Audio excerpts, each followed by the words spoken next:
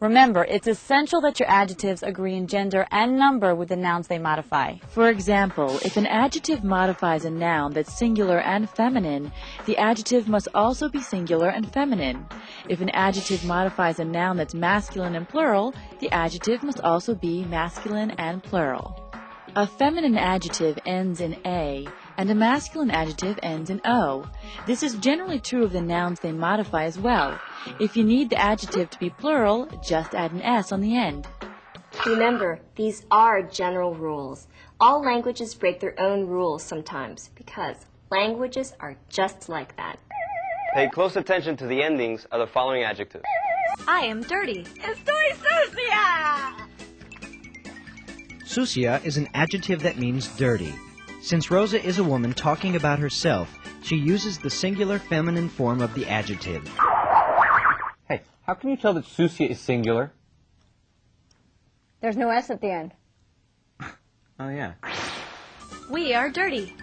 Estamos sucios! Now there are two idiotas in the mud. Rosa is referring to both herself and Manuel. Sucios is the masculine plural form of the adjective. You can tell it's plural because it has an S on the end. Rosa uses the masculine form because Manuel is a man. When one or more of a group is male, use the masculine form of adjectives. They are clean. Están limpias. Limpias is an adjective that means clean. Manuel the mudboy is referring to women, so he uses the feminine form of the adjective. Notice the A in limpias. And since he's referring to more than one woman, he uses the plural form of the adjective by adding an S to the end of it. Okay, so we went through the whole thing about adjectives ending in A or O. Here comes the monkey wrench. There are a few Spanish adjectives that either end in E, such as triste, which means sad, or end in a consonant, such as débil, which means weak. When you use an adjective that ends in E, such as triste in its singular form, you can keep the E ending regardless of whether the noun it modifies is masculine or feminine. You only have to consider the numbers. If your noun is plural, just add S to the adjective. Triste would become tristes if it modified a plural noun. She is sad. Ella está triste. The subject, ella, is singular and feminine, so we use the singular form of the adjective triste.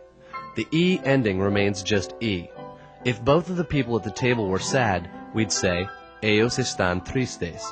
Now we have a masculine plural subject, ellos, so we add S to the adjective triste. It doesn't matter that ellos is masculine. Since triste ends in E, you don't have to consider the gender of the subject, only the number, singular or plural. We use the verb estar when we talk about my deep sadness. Because I'm not going to cry over spilled milk anymore. The condition was temporary. Now we'll show you an adjective that ends in a consonant. Débil is an adjective that means weak. When you use this adjective with any singular noun, use the form débil regardless of whether the noun is masculine or feminine.